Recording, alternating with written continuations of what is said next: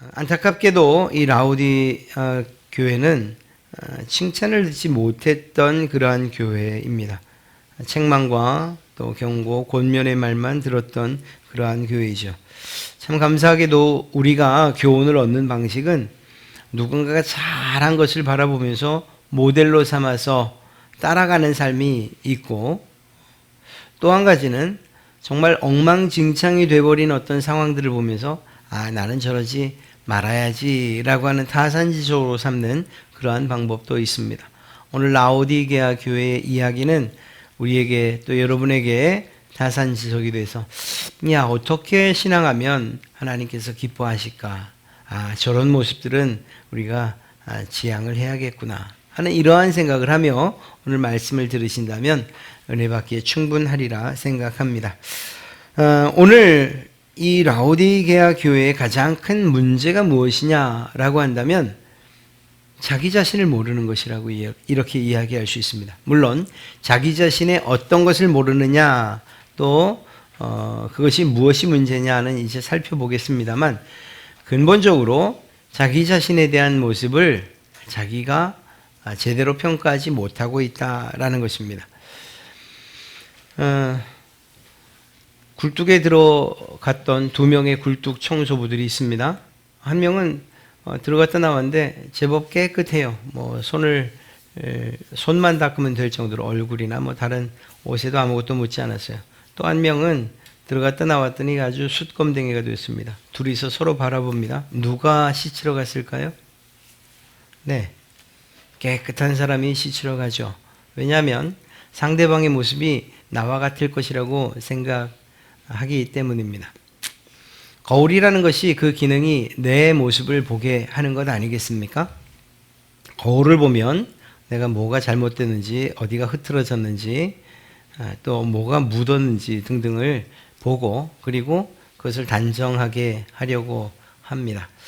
라오디게아 교회가 자신들을 살피지 못했다, 또 자기들의 모습을 보지 못했다라는 것은 그것에 대한 생각도 없었음을 이야기할 뿐만 아니라 자기에 대해서 알려고도 하지 않았다라는 사실을 알 수 있습니다. 지금 있는 모습, 그저 누리는 모습이 전부이고 그것이면 되었다라고 생각을 했던 것이죠.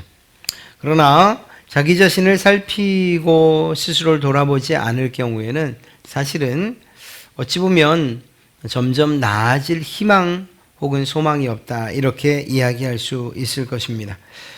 17절 말씀을 앞부분을 보면 자기 자신을 부자라고 이야기하죠. 부요하다고 말합니다. 부족한 것이 없다고 말합니다. 라오디게아 교회의 성도들 자신들이 자기의 교회에 대한 혹은 성도로서의 자기 자신에 대한 평가입니다. 나는 부자다. 나는 부자다. 난 부족한 것이 없다. 나는 부요하다. 이렇게 말했던 것이죠. 실제로 라오디게아 교회가 있었던 그 지역은 다른 성도들이 있었던 곳보다 훨씬 잘 사는 지역이라고 합니다. 땅도 비옥했고 그래서 목축과 농업이 매우 잘 되었다고 합니다. 이런 좋은 조건을 위해서 가지고서 직물 공장도 만들고 옷감을 대량으로 생산하기도 하고, 그 당시에는 또 구하기 어려웠던 약품들, 그래서 안약이나 고약이나 등등 이러한 약품들을 생산해서 판매하기도 했고, 또 그 지역에 그러한 약과 걸맞는 좋은 의사들도 있었다고 합니다. 또 학생들을 가르치는 의대라고까지는 할 수 없지만 의술을 가르치는 이러한 기관들이 있었다고도 하며 사람들의 병을 고쳐주어서, 한마디로 말하면 건강하게 잘 살 수 있는, 풍요롭게 살 수 있는 그러한 곳이었다고 말할 수 있는 거죠. 무역도 아주 활발하게 진행이 돼서 무역이 중심 도시가 되었고, 여기도 지진이 일어났는데 61년경에 지진이 일어났는데 로마에서 이제 도와주겠다라고 말했습니다. 그랬더니 이 라오디게아 도시가 우리는 황제의 도움이 필요 없습니다 라고 말할 정도로, 도시를 스스로 재건할 정도로 그렇게 부요한 도시였던 거죠. 그러니까 나는 부자입니다, 나는 부요합니다, 나는 부족한 것이 없습니다 라고 말하는 것이 사실이었던 것입니다.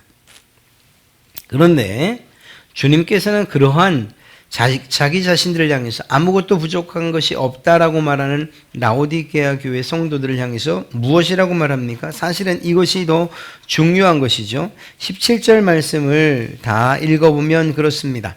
내가 말하기를 나는 부자라 부요하여 부족한 것이 없다 하나 내 공고한 것과 가련한 것과 가난한 것과 눈먼 것과 벌거벗은 것을 알지 못하는도다.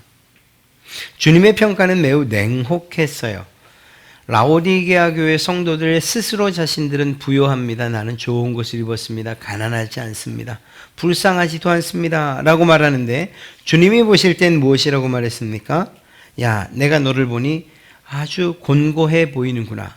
가련해 보인다. 부족하다. 가난하다. 눈이 멀었다. 벌거벗은 것 같구나. 이렇게 이야기하고 계시다는 것입니다. 먹을 것도 있었고 또 입을 것도 풍족했고 돈도 많았고 또 환경도 좋았고 정말 부족한 것이 없었는데 그런데 주님께서 보실 때에는 그렇지 않았다라고 말하죠. 자, 이 두 사이의 이유가 무엇일까요? 한편은 즉 라오디게아 성도들은 자신들이 살아가는 이 육신이 경험하면서 살아가는 세상의 조건들을 이야기한 것이죠. 그렇습니다. 좋은 조건이었어요. 넉넉하게 살고 누리면서 살 수 있는 그러한 조건이었죠. 그런데 주님께서 보신 그 모습은 그러한 육신의 모습이 아니라 그들의 영혼의 모습이었습니다.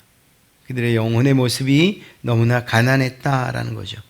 자신들은 자기 자신을 향해서 대단하다, 부족한 것이 없다, 꽤 괜찮다라고 생각했습니다만 주님께서 보실 때에는 불쌍하기 그지없는 그러한 모습이었다라는 것입니다. 여러분, 서로 관점이 다른 것이죠. 라오디게아 성도들은 자신들이 살아가는 데 있어서 이 몸이 살아가는 데 있어서 필요한 것들을 가지고 생각하며 그 관점에서 세상적인 관점으로 자신들을 평가하고 부족함이 없다고만 얘기했고 주님은 영혼을 바라보는 이러한 시선으로서 그러한 관점으로 바라볼 때에 그들이 벌거벗은 모습이었다라고 이야기하고 있는 것입니다. 자, 이제 이러한 서로 다른 관점이 있다는 것을 알았으면 이제 우리의 모습을 볼 때 우리가 이러한 라오디게아 교회를 통해서 교훈을 얻고자 한다면 우리가 어떤 눈을 가져야 하는가 하는 것에 대해서도 분명한 대답을 가질 수 있을 것입니다. 사실 육신적인 눈을 가지고서 여러분의 삶이나 또 다른 성도들의 삶을 바라보면 라오디게아 교회 성도들처럼 그렇게 푸하고 부유하고 이렇지는 않아도 적어도 부족함은 없이 살지 않는가 이런 생각을 합니다. 그냥 좀 노골적으로 말씀드리면 밥 굶고 살지 않고 있고 뭐 아주 명품은 아니어도 우리의 수치를 가릴 정도의 옷은 다 입고 살지요. 또 때로는 우리가 하고 싶은 일들을 하면서 살기도 하고요. 부요하진 않다고 하지만 그러나 또한 부족함 없이 살고 있는 것이 사실입니다. 그러니 우리도 같은 평가를 할 수 있을 거예요. 예, 제법 살만합니다. 괜찮습니다. 평안합니다. 교회적으로나 또 가정적으로나 특별한 문제 없이 먹고 잘 살고 있습니다. 이러한 생각들을 할 수 있을 것입니다. 육신의 관점으로 보면 그렇다는 것입니다. 그러나 영혼을 살피시는 주님의 눈으로 우리를 볼 때 우리는 과연 어떤 평가를 받을까에 대해서 우리는 좀 더 심각하게 생각을 해야 된다는 것이죠. 라오디게아 교회와 또 성도들을 바라봤던 그러한 주님의 날카로운 그러한 눈, 불꽃 같은 눈, 영혼을 살피시는 그러한 눈으로 우리의 모습도 살펴볼 수 있어야 됩니다. 우리 스스로 이 정도면 괜찮지, 아니 훌륭하지라고 하는 이러한 스스로의 자랑이 오히려 주님 앞에서 벗었음에도 불구하고 가지지 못했음에도 불구하고 가졌다고 착각하고 있는 그러한 모습은 아닌가 하는 건 말입니다. 오늘 말씀을 들으면서 이러한 우리의 관점이 바뀌어서 우리의 모습을 제대로 판단하고 볼 수 있고 그래서 하나님께서 기뻐하시는, 또 주님께서 오늘 말씀을 통해 요구하시는 것들을 우리가 가지고 또 소유할 수 있는 그러한 귀한 시간이 되시기를 주님의 이름으로 축복합니다. 오늘 말씀을 보면 자신들을 알지 못하는, 때로는 그래서 어리석은, 또 때로는 무감각한 그러한 성도들이 된 라오디게아 교회를 보면서 왜 이런 일이 벌어졌을까 생각을 해봅니다. 한 단어를 살피면 아마도 이것이 원인이 되지 않을까 생각하는데, 그것은 바로 열심입니다. 열심. 주님께서 직접적으로 그들에게 권고하기도 하시죠. 19절 말씀 후반부를 보면, 그러므로 내가 열심을 내라, 회개하라. 열심을 내라. 이 라오디게아 교회의 성도들을 향해서 열심을 이야기하십니다. 그리고 그 열심에 대한 이해를 돕기 위해서 또 그들의 행위들, 그들의 모습들을 주님께서 경고하듯 이야기하는 것이 무엇입니까? 15절에 내가 내 행위를 나누니 내가 차지도 아니하고 뜨겁지도 아니하도다. 내가 차든지 뜨겁든지 하기를 원하노라 라는 거예요. 바꿔 말하면 19절에서 말하고 있는 열심이 없다는 이야기와 일맥상통하는 것이라고 말할 수 있죠. 이것이 세상에 삶의 열정이 없다는 이야기일까요? 아니요. 주님께서 보시는 그 관점은 변함이 없어요. 이들의 영혼을 향해서 하시는 말씀이에요. 우리에게도 동일하죠. 우리의 영혼을 살피시는 주님께서 열심해라 라고 할 땐 우리의 삶에 분주하라는 그 이야기만이 아니에요. 최선을 다해서 살아라, 열심을 다해서 살아라 라고 하는 세상에 관한 이야기만은 아니에요. 오히려 바꿔 주님께서 기뻐하시는 열심 있는 신앙생활, 열정적인 신앙생활과 믿음생활을 촉구하고 계신 것이라고 이야기해야 할 것입니다. 그래서 18절 말씀을 보면 내가 너를 원하노니 내게서 불로 연단한 금을 사서 부요하게 하고 흰옷을 사서 벌거벗은 수치를 보이지 않게 하고 안약을 사서 눈에 발라 보게 하라 라고 말씀하시는 거예요. 주님께서 요구하시는 열심이 어떤 부분에서 이루어져야 하는지를 말씀하고 계신 것이죠. 다시 한번 말씀드리면 우리의 공고하고 가련하고 가난하고 벌거벗은 이러한 모습들을 깨닫고 열심을 하여 우리의 신앙과 믿음에 열심을 내서 그 부족한 것들을 채우는 그러한 저희들이 되어야 된다라고 하는 것입니다. 잃어버린 열심을 과연 어디에서 어떤 방식을 통해 찾을 것인가? 사랑하는 성도 여러분, 우리가 하나님에 대해서 열정을 잃었다는 것은 매우 심각합니다. 그러나 그 심각함을 우리가 체감하지 못할 때가 많죠. 때로는 세상 일에 분주하고 또 때로는 모든 것이 잘 되고 또 때로는 안 돼서 너무 그 일에 창념하느라고 우리의 영혼의 열정들을 그리고 또 식어버리는 그러한 믿음들을 체크하지 못할 때가 왕왕 있습니다. 주님께서 제가 늘 말씀드리지만 오늘 7교회를 이야기하면서 책망받은 교회를 이야기할 때마다 말씀드리지만 주님께서 라오디게아 교회를 향해서 내가 너를 끊어버릴 거야. 정말로 끊어버릴 거야. 이젠 너는 나와 끝이야 라고 그런 의미에서 말씀하시는 걸까요? 아니라니까요. 아니에요. 라오디게아 교회가 이렇게 책망만을 들었습니다만 그러나 주님의 마음은 그 책망의 이면에 사랑하시는 마음이 있는 거예요.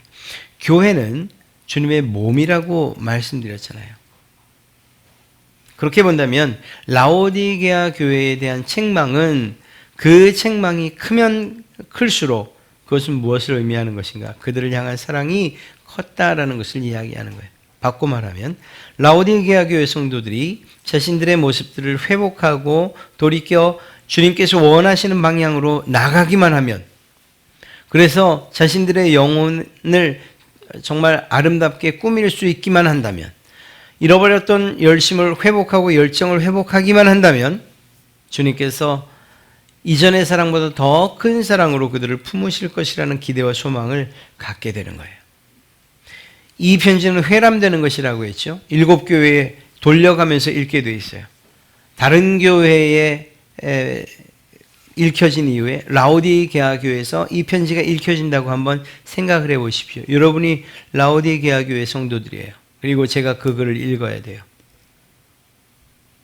서머나 교회나 빌라델비아 교회처럼 칭찬만 받은 교회도 있어요. 아니 바로 앞에 교회가 빌라델비아 교회였죠. 이렇게 쭉 우리 교회에 대해서는 우리 라오디게아 교회를 향해서는 주님이 무슨 말씀을 하실까라고 귀 기울이고 듣지 않겠습니까? 그런데 하시는 말씀이 정말 생각지도 않았던 청천벽력 같은 책망만 하시는 이야기를 듣게 돼요. 그렇다고 여러분 자리에 벌떡 일어나서 에이 못 듣겠네 그러면 나가시겠어요? 그거 아니죠. 그 말씀을 들을 때에 우리의 마음에 찔림이 있고 또 라오디게아 교회 성도들의 그러한 회심과 더불어서 주께로 돌아오려는 열망이 더 커지지 않겠습니까? 주님께서 그 교회를 사랑하시고 그 교회도 주님을 사랑한다면 이러한 말씀을 들을 때에 마음에 분노가 일 것이 아니라 오히려 회개하는 마음으로, 그래서 우리의 모습들을 정확히 지적해 주시는 그 하나님께 감사와 찬송을 올릴 수 있는 것, 그것이 바른 성도들의 모습 아니겠습니까? 아마도 라오디게아 교회 성도들이 그리했을 거라고 저는 믿습니다. 또한 우리도 그러한 모습이 되어야 되는 거죠. 네, 이것이 그저 먼 2000여 년 전에 그러한 소아시아의 교회 가운데 하나에게 하시는 말씀, 나와는 상관없는 이야기 그렇게 들을 것이 아니고 이 말씀이 내게 주시는 말씀으로 들려진다면, 그래서 우리의 모습을 정확하게 보게 하는 진단하는 말씀이 된다면 그것이 오히려 우리에게 소망이 될 것이라는 것입니다. 우리의 마음을 보시고 그리고 속 중심을 보시는 하나님. 그런데 놀랍게도 우리의 행동은 언제나 마음으로부터 속 중심으로부터 나온다는 거예요. 여러분들이 하는 행동은 여러분의 마음과 생각에 가지고 있는 것들, 그리고 그것들이 가득 차서 흘러나오는 것들이라는 것을 명심하십시오. 라오디게아 교회 성도들이 이러한 행동을 보였다는 것은 이미 그러한 마음이 가득 차 있다는 것을 이야기하는 것이죠. 주님께서 내 행위를 한다라고 하실 때에 그 행위는 그들의 삶에 실제적으로 드러나는 모습일 수도 있습니다만 그 말의 진의는 그 안에 있는 너희의 마음도 주님께서 아신다고 하는 것이라고 이야기할 것입니다. 무엇이라고 말씀하십니까? 내가 차지도 아니하고 뜨겁지도 아니하도다. 우리는 사실 여러분은 어떤지 모르겠습니다. 저는 이 미지근한 걸 참 좋아해요. 그래서 뜨거운 커피를 한 번에 먹어본 적이 없어요. 어느 날 보면 그냥 커피 뽑아서 이게 다 식을 때까지 그냥 두고, 그러면 또 가끔은 렌즈 한 번 또 돌려서 먹고. 그렇지 않아요? 뜨거운 거 막 벌컥벌컥 마시는 그러한 분들 있는데 정말 신기해요. 찬 거는 또 괜찮아요. 그렇게 우리의 입장에서 보면 잘 이해가 되지 않는 이야기죠. 미지근한 것. 정말 온도가 알맞은 것. 그게 뭐가 이렇게 문제일까? 그런데 라오디게아 교회 성도들은 이 말을 잘 이해할 수 있었어요. 라오디게아 교회를 중심으로 해서 북쪽에는 히에라폴리스, 또 아래쪽에는 골로새가 있었어요. 그리고 그 중심에 라오디게아 교회가 있었는데, 이 히에라폴리스, 북쪽에 있는 이 히에라폴리스는 온천으로 유명한 곳이었고요. 전 처음 들어봤습니다만 아래쪽에 이 골로새는 냉천이 유명하다고 합니다. 물론 그렇다고 해서 이 물줄기가 만나서 미지근해졌다 이런 의미는 아닐 것입니다. 어느 두 지역을 이야기하면서 그곳에서 나는 물의 특성들을 이야기하는 거죠. 그리고 신기하게도 냉천도 꽤 이 몸에, 이 건강에 좋다 이렇게 이야기를 합니다. 문제는 주님께서 이 두 도시 사이에는 라오디게아 교회를 이야기하며 미지근하다라고 이야기하신 거예요. 덥지도 않고 차지도 않다. 물론 우리의 신앙생활에 있어서, 믿음 생활에 있어서 차갑다라는 이야기, 그러한 평가를 주님께서 우리를 향해 차갑다 이렇게 평가하는 것을 듣고 싶지는 않습니다. 주님께서 뜨겁다라고 하는 이러한 이야기를 듣길 원하죠. 그러나 이도 저도 아닌 거예요. 그들의 삶이 매우 중도적이었어요. 아주 중앙을 잘 걷고 있었어요. 어쩌면 주님의 말씀을 잘 이행하고 있었던 것 아닐까? 좌로도 치우치지 않고 우로도 치우치지 않고 말입니다. 사랑하는 성도 여러분, 우리의 신앙이 차가웠기를 주님이 원하시지는 않아요. 그렇다고 해서 이도 저도 아닌 소위 우리 아이들 말대로 양다리를 걸치는 이러한 신앙생활 역시 주님께서 기뻐하지 않는다는 사실을 알아야 됩니다. 참 주님께서 너무 독선적이시다. 그리고 그분은 너무 어려워. 왜냐하면 자기만을 사랑하기를 원하시니까 이런 생각이 우리에게 들기도 합니다만, 그러나 우리의 신앙의 본질은 오직 하나님, 오직 예수 그리스도를 섬기는 것 아니겠습니까? 다른 여러 가지 것들을 놓고 우리의 상황에 따라서 맞춰서 이것 선택했다, 저것 선택했다 하는 이러한 것을 우리가 신앙이라고 말하지 않고 주님께서는 오히려 그것을 죄악이라고 이야기하고 계시지 않습니까? 그렇다고 한다면 우리는 뜨거운 편을 선택해야 되는 것이 맞습니다. 우리의 신앙과 우리의 믿음의 열정들을 회복해야 되는 것, 이것이 맞다는 것입니다. 그런 면에서 이 라오디게아 교회를 향해 미지근하다, 차지도 않고 덥지도 않다는 이러한, 뜨겁지도 않다는 이러한 평가는 우리가 받아서는 안 될 그러한 평가예요. 그렇다고 해서 그냥 차가워라 라고 말씀하신 것도 아니에요. 주님께서는 여러분에게 그 열심을 회복하고 열정을 회복하기를 원하시는 말씀으로 이 이야기를 하고 있다는 것입니다. 어떤 일에서 우리는 열심을 내야 되겠습니까? 첫째로 내가 불로 연단한 금을 사서 부요하게 하라고 하십니다. 그리고 우리는 이 일에 열심을 내야 됩니다. 불로 연단한 금이라는 것이 무엇을 말합니까? 정금이죠, 정금. 고난이 닥치면 닥칠수록, 뜨거움이 더해지면 더해질수록 불순물은 점점 녹아져 내리고 순금만이 남는 거예요. 바로 정금을 이야기합니다. 참 놀랍게도 이 라오디게아 교회 성도들 말고는, 사실은 라오디게아 교회 성도들도 마찬가지였습니다만 그 시대의 황제 아래에서 황제 숭배를 하는 그러한 배경 아래서 신앙생활을 한다는 것이 쉽지 않은 거죠. 오히려 박해와 고난을 받아야 되는 것이 당연한 것이라는 것입니다. 그런데 그러한 모습에 대해서는 전혀 기록되어 있지 않아요.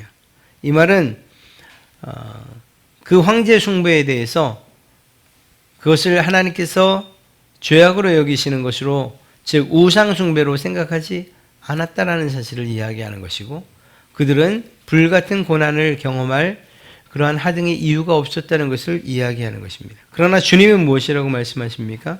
너희의 믿음과 신앙이 정금과 같기를 원한다면 그에 합당한 고난이 있어야 될 것이라고 이야기하는 것이다 하는 겁니다. 주님께서 원하시는 것이 무엇이냐? 정말 정금과 같은 그런 믿음을 우리에게 원하신다는 거죠. 이러한 믿음, 성숙된 믿음을 갖기 위해서 열심을 다하고 열정을 다해야 한다라는 것입니다. 욥을 생각해 보면 이 말을 잘 알 수가 있어요. 욥의 그러한 고백, 정금과 같이 주님 앞에 나아갑니다라고 하는 이러한 고백은 그가 모든 것을 잃은 이후에, 고난과 환난 이후에 주님께 했던 그러한 고백 아닙니까? 그렇게 본다면 우리 신앙은 이러한 시련과 또 때로는 시험을 통해서 연단되어지고 훈련되어지는 것이라는 사실을 알 수 있어요. 라오디게아 교회 성도들은 그러한 것들을 당할 수가 없었는데 왜일까요? 말씀드렸던 것처럼 세상과 하나 되어 살았기 때문이에요. 그것이 무엇이라고 정확히 말씀드릴 수는 없으나 적어도 예수를 믿고 또 황제를 숭배하고 또 정말 이 부자가 되는 여러 가지 방법들, 이런 것들이 별로 서로 부딪히지 않는 그러한 삶이었다라는 것입니다. 편에 따라서는 이 편을 선택하고 또 때로는 이 편을 선택하는 것이 그리 어려운 일이 아니었다는 것입니다. 그러나 우리의 믿음은 그 대상이 오직 하나입니다. 오직 예수 그리스도, 오직 하나님 한 분을 향한 것, 그것을 우리는 믿음이라고 말하고, 그 믿음이 점점 자라갈 때 성숙한 믿음이라고 말하는 거죠. 열정적인 믿음을 성숙한 믿음, 주님께서 기뻐하시는 믿음이라고 이야기할 수 있다는 것입니다. 오늘 라오디게아 교회를 향해서 말씀하시는 것은 바로 그거예요. 너희들은 스스로 부유하다고 말하지만, 세상이 이야기하는 금은보석으로 부유하다고 말하지만, 그러나 주님께서 기뻐하시는 것은 믿음으로 부유한 자 되기를 원하신다. 그리고 그 믿음에 있어서 열정적이고 열심 있는 믿음을 소유한 자가 되어야 한다는 것입니다. 사랑하는 성도 여러분, 여러분에게 있는 믿음과 여러분의 신앙을 한번 점검해 보십시오. 고난을 거부하고 세상과 타협하는 그러한 믿음인지, 아니면 비록 내게 불과 같은 고난과 연단이 있다 할지라도 오히려 그것으로 인해 내 믿음이 더욱 커갈 것입니다 라고 말하며 세상의 그러한 도전을 두려워하지 않는 그러한 믿음인지 한번 살펴볼 필요가 있습니다. 주님께서 오실 때에는 그들은 스스로 부유하다고 말했으나 가난했고 곤고했고 벌거벗었다라고까지 그렇게 이야기하셨어요. 주님의 그 눈을 우리가 피할 수 있겠습니까? 우리라고 뾰족한 수가 있는 것도 아닌데 말입니다.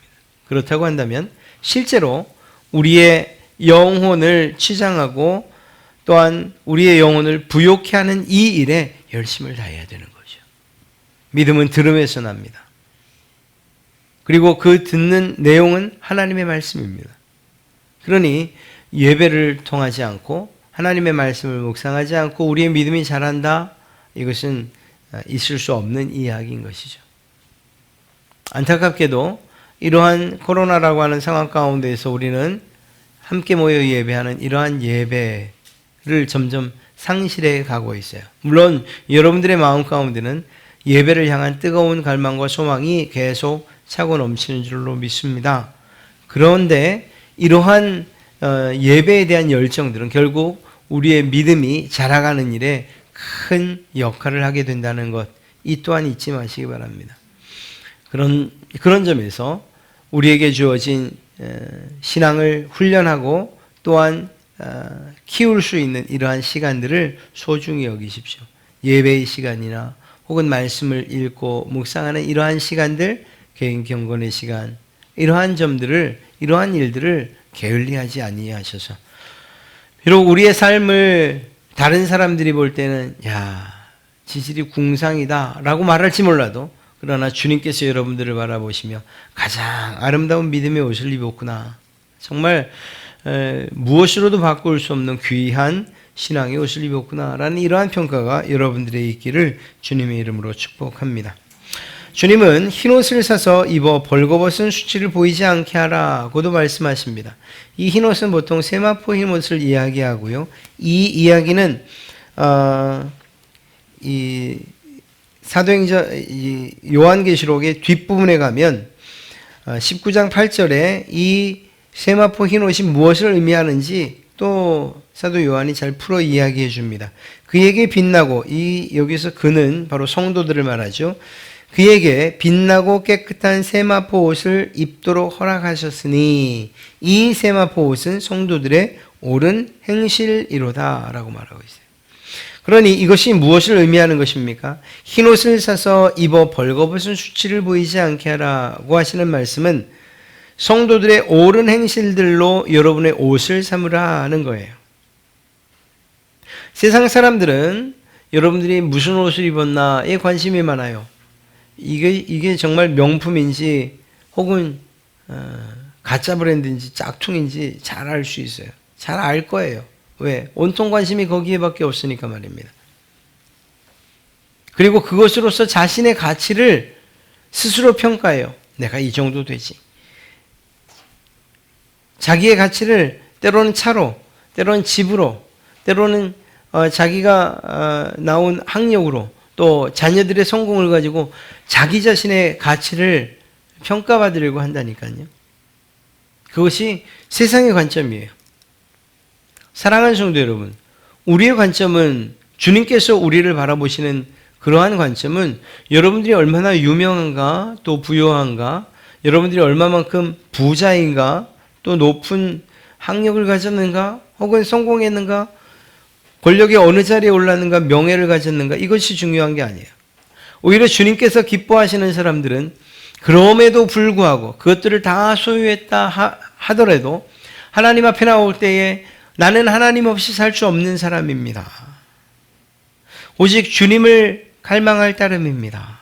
하나님의 은혜가 없다면 제가 오늘도 살 수 없습니다. 라고 말하며 하나님을 도움 삼아 사는 바로 그 사람을 하나님께서 기뻐하시는 것이고 또한 하나님께서 그들을 도우신다는 것입니다.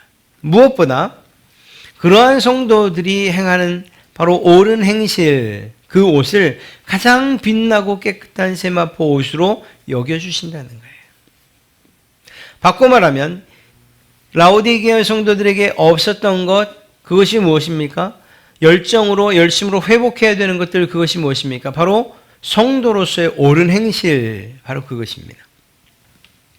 많은 교회들이 또 혹은 목사들이 욕을 먹는 이유가 무엇입니까? 손가락질을 당하는 이유가 무엇입니까? 말과 행동의 표리부동함 아니겠습니까?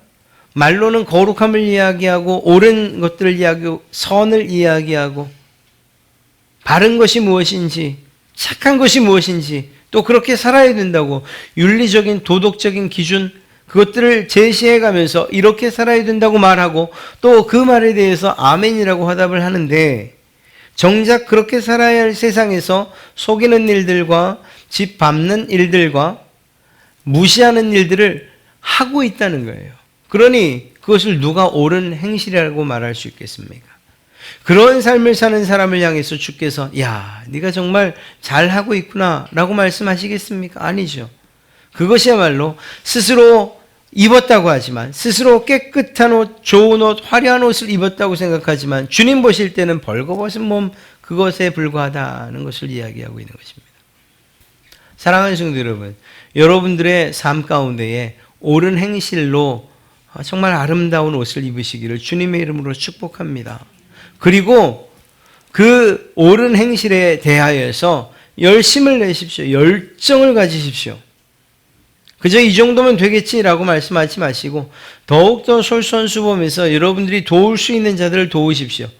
그냥 스쳐 지나가지 마시고 관심과 애정을 가지고 누군가를 바라보시면서 저들의 필요가 무엇인지 그들에게 하나님께서 주기 원하시는 것이 무엇인지 내가 그것을 줄 수 없는지 바라보시며 여러분들의 열정을 그 옳은 행실에 담아 선물하십시오. 주님께서 우리에게 의로움을 선물하셨던 것처럼 말입니다. 사랑하는 성도 여러분, 라오디게아 교회에게 요청하시는 것, 강력히 권고하시는 것이 그거예요. 옳은 행실.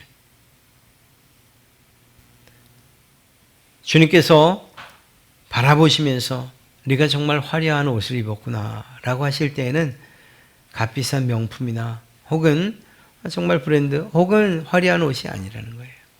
그것이 아니고 여러분들이 비록 힘들지만 그런 가운데서도 주님의 마음을 가지고 행하는 그러한 옳은 행실, 바른 행실, 선한 행실들 그것들을 요구하고 계신다는 것입니다. 이러한 것들로 여러분들의 몸을 치장하시고 여러분의 영혼을 치장하시는 그러한 여러분 되시기를 주님의 이름으로 축복합니다.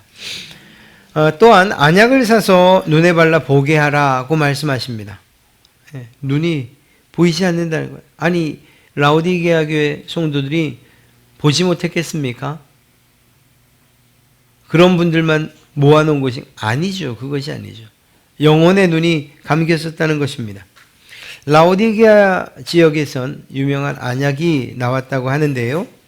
그들은 아마도 이렇게 생각했을지도 몰라요. 그러면 진짜로 약을 사다가 내 눈에 발라야 되는가?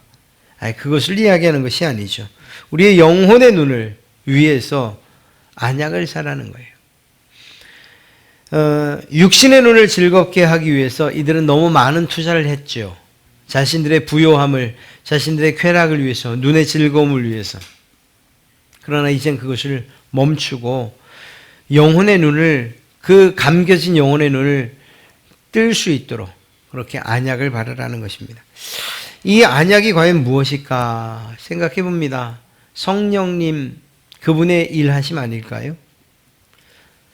성령님께서 우리의 눈을 띄워주실 때 비로소 우리는 실체를 바라보고 또한 우리의 모습을 정말 있는 그대로 바라보게 될 줄로 믿습니다. 성령으로 충만할 때 그때 성경을 읽고 깨닫는 바가 있고, 성령님께서 여러분들에게 말씀해 주실 때에 우리의 선한 행실들을 할 그러한 이유들과 또한 그러한 대상들을 발견하게 되는 것이죠. 그러니 중요한 것은 우리의 영혼의 눈이 띄어져야 된다는 거예요. 그 일을 위해서 우리는 성령님의 이런 충만함을 늘 갈망하고 또한 기도해야 되는 것이죠. 하나님의 말씀을 들어서 그 말씀대로 깨달아지고 그 말씀대로 살게 되는 힘과 능력이 어디에서 나오는 것인가? 우리의 안에서가 아니라 성령님께서 여러분 안에 역사하실 때 이러한 일들이 있게 되는 줄로 믿습니다. 그러니 우리의 영혼의 눈을 뜨기 위해서 우리는 성령님의 임재와 또한 성령님의 일하심을 간구하는 그러한 저희가 되어야 된다는 것이죠. 그것을 또한 주님은 지금 요청하고 계신 것입니다. 마지막으로 문을 열어서 예수님을 영접하기를 원하고 있어요. 이상하지 않습니까? 예수님을 영접한다? 이미 그리스도인이 된 것을 이야기하는데 라오디게아 교회를 향해서 이야기하고 있는데 주님을 영접하라고 이야기해요. 이 말은 무엇입니까?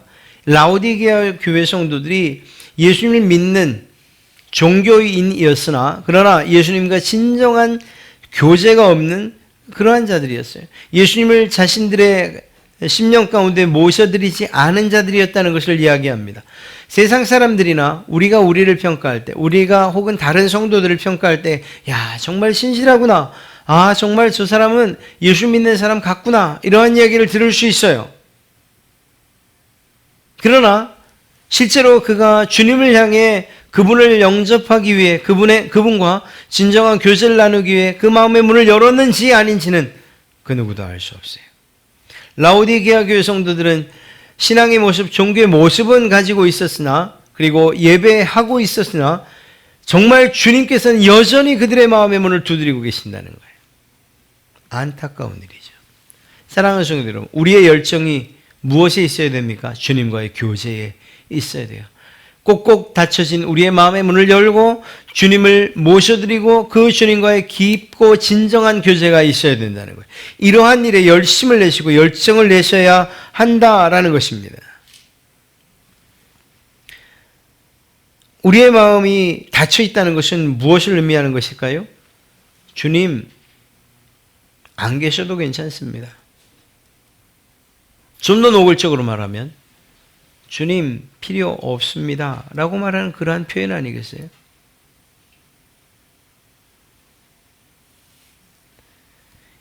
주님께서 정말 필요하지 않은 사람이 있을까요? 주님의 은혜와 주님의 사랑이 필요 없다고 말할 만한 그러한 사람이 과연 있을까요? 그럼에도 불구하고 이 라오디게아 교회 성도들은 자신들의 문 하나 열지 못하는, 마음의 문 하나 열지 못하는, 그래서 주님과의 교제를 끝까지 거부하고 거절하는 그러한 자들이었다는 거예요. 그들을 향해서 문을 열라. 나와 정말 진정한 교제, 참된 교제를 나누자. 그 교제를 회복하자. 그 일에 열심하자라고 말씀하고 계신 것입니다. 사랑하는 성도 여러분, 예배 때마다 때로는 주님이 문을 두드리셔요. 말씀을 읽을 때에 문을 두드리셔요. 때로는 어떤 사건과 사고를 통해서 주님은 문을 두드리셔요. 때로는 우리의 방황하는 길 가운데 주님과 멀리 떨어져 있다 싶을 그때에도 주님은 여전히 우리의 마음의 문을 두드리며 돌아오기를 바라시죠. 열정을 회복하기를 바라시고 또한 교제를 회복하기를 원하시는 것입니다. 그리고 그 마음의 문을 열고 주님을 영접하고 회개의 자리로 나가야 되는 거예요. 주님께서 원하시는 것이 바로 그것입니다. 사랑하는 성도 여러분, 말씀을 마치죠. 오늘 말씀은 라오디게아 교회 성도들을 향한 말씀만은 아니에요. 오히려 이 시대, 왜냐하면 그 시대만큼 풍족하기 때문이에요. 부족한 것이 없기 때문이에요. 모자라다, 없다, 힘들다라고 말하지만 그러나 다들 보면 또 여전히 누릴 만큼 누리고 살고 있고 부족함 없이 살고 있어요. 이러한 시대 가운데에서 정말 주님이 원하시는 것이 무엇일까? 주님의 말씀은 요한 사도를 통해서 명확하게 전해지고 있어요. 내 영혼이 잘됨 같이, 내 영혼이 잘됨 같이. 범사가 잘되고 강건하리. 순서가 바뀌지 않았다는 거예요. 우리는 우리의 몸이 잘되면, 우리가 범사에 잘되면 그때 충성하겠습니다. 내가 성공하면 그때 열심히 하겠습니다. 우리 아이가 정말 잘 되면 또 그 아이들도 내가 대학 가면 열심히 하겠습니다 라고 말합니다. 그러니 좋은 대학 붙여주십시오 라고요. 그러나 순서가 잘못된 거예요. 여러분의 영혼이 잘 될 때, 주님께서 여러분의 영혼을 바라보실 때 부족함 없고 부요하고 모자람이 없고 오히려 풍성한 아름다움을 갖고 있다 생각할 그때에, 그때 비로소 주님의 복이 우리의 건강으로 여러분의 하시는 일 가운데 흘러가게 되는 줄로 믿습니다. 부탁드립니다. 우리의 몸을 치장하느라, 우리의 몸의 부요함 때문에, 또 살만하다는 것 때문에 우리의 영혼을 방치하지 않아야 됩니다. 오히려 틈틈이 하나님의 말씀을 통해서 내 영혼의 상태를 점검해보고, 또 그리고 주님께서 성령님께서 우리의 눈을 띄워주실 때에 그때 우리의 모습들을 바라볼 수 있어야 돼요. 혹여 우리가 바라보지 못하고 여러분을 사랑하는 옆에 있는 성도가, 혹은 권사님이, 혹은 집사님이, 또는 장로님이 여러분들을 바라보시며, 혹은 어떤 일을 바라보시며 따뜻한 말로 오늘 주님의 말씀처럼 권면하실 때 그 권면에조차 귀를 기울이십시오. 왜냐하면 때로는 우리가 못 볼 때가 너무 많아요. 여러분들도 그러한 경험이 있으시겠지만, 글을 쓰거나 혹은 주보를 만들다거나 할 때에, 또 어떤 순서지를 만들 때에 제가 이 오탈자를 봐요. 최소한 3번에서 4번은 다 만들고도 봐요. 그런데 꼭 나와요. 진짜로. 지난번 6월 6일 우리 임직 예배 때에도 거기도 지금 보니 있더라고요. 잘못된 글자가. 저는 못 봐요. 신기하죠? 그런데 다른 사람들은 보기가 쉬워요. 우리의 영혼의 모습도 내가 내 모습을 보는 것 가장 중요하고 가장 정확하겠지만, 그러나 잘 못 볼 때가 많아요. 그런데 때로는 말씀드린 것처럼 말씀으로, 때로는 옆에 있는 성도들, 때로는 어머니 같은 권사님들을 통해서 이야기하실 때, 아유, 이렇게 말씀하지 마시고 그분의 말씀에 귀를 기울이시고, 아, 내가 이 부분이 고쳐져야 되는구나. 때로는 여러분들보다 어린 아이들의 입을 통해서, 여러분의 자녀를 통해서 엄마, 아빠라고 말하며 무엇인가를 이야기할 때 흘려듣지 마시고, 때로는 그냥 건방지게 이런 표현으로 그냥 스쳐 지나가지 마시고 귀를 기울이십시오. 주님께서 그를 통해서 이야기하는 것일 수도 있으니까 말입니다. 어떤 방식으로든 주님께서 여러분에게 말씀하실 때 그것들을 무시하지 마시고, 그분께서 원하시는 것이 이것이구나라고 깨달으십시오. 그리고 그렇게 그 일에 열심을 내십시오. 하나님께서 그러한 여러분들을 축복하실 것입니다. 육신적으로 볼 때 어느 때보다 풍요로운 때, 또 신앙적으로 볼 때도 사실 말씀이 없는 그러한 시대는 아니죠. 교회도 참 많고요. 좋은 말씀들도 정말 많고요. 그러나 그것이 중요한 것이 아닙니다. 그 환경 가운데에서 정말 이 홍수 가운데 마실 물이 없다고 많은 것들이 있지만, 그러나 정말 우리의 영혼에 필요한 것들을 발견하고 찾는 일들이 중요합니다.